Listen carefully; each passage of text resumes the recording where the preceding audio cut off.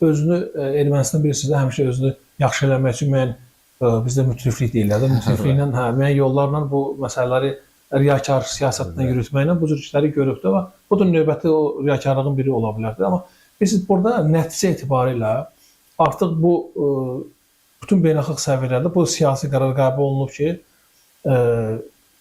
bizim torpaqlarımız işğaldan azad olunub, biz öz haqlı olaraq öz deməli həm hərbi strategiyamızı, həm siyasi diplomatik strategiyamızı həyata keçirərək bu prosesi bitirmişik, sonlandırmışıq və sənəd var ortada. Necə ki, indi siz bilirsiniz ki, o beynəlxalq təşkilatların heç bir nüfuzu qalmayıb. Nə üçün? Çünki qəbul etmiş sənədlərinə hörmət qoymadıqları üçün, onların icrası üçün heç bir addım atmadıqları üçün bu gündən siz yenə də bir sənəd imzalandı və bizim prezidentimiz neçə dəfə deyib ki, hər kəs öz imzasına hörmət qoymalıdır. Bu bəyan dediyim bu Azərbaycanın milli dəyərlərindən xas. Bu da bizim üçün bilirsiniz nə deməkdir? Yəni ki, siz öz imzasına hörmət qoymayan bir siyasi liderin hansısa bir səviyyədə beynəlxalq tribunadan hansısa bir ifadə işlətməsi, yəni ki, mən hesab edirəm ki, mənasız bir ifadələrdir. Yəni ki, bunun heç bir ciddi əsası olmayan, əsası söykənməyən bir ifadələrdir.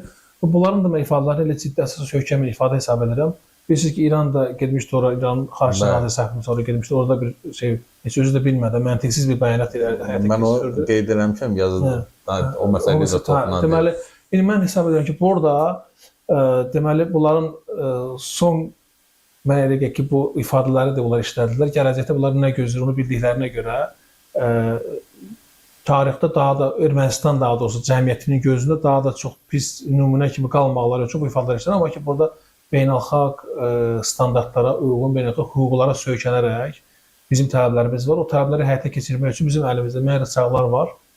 Yəni zarafat da olsa, zarafatça da olsa bilirsiniz də Erdoğan dedi ki, Paşinyan bizim istədiklərimizi həyata keçiririk. Bu indi məsələn zarafat da olsa hər halda bu onun özü bir liderin siyasi səslənən fikirdir. Yəni o məsələ artıq o deməkdir ki, yəni bizim istədiklərimiz nədir?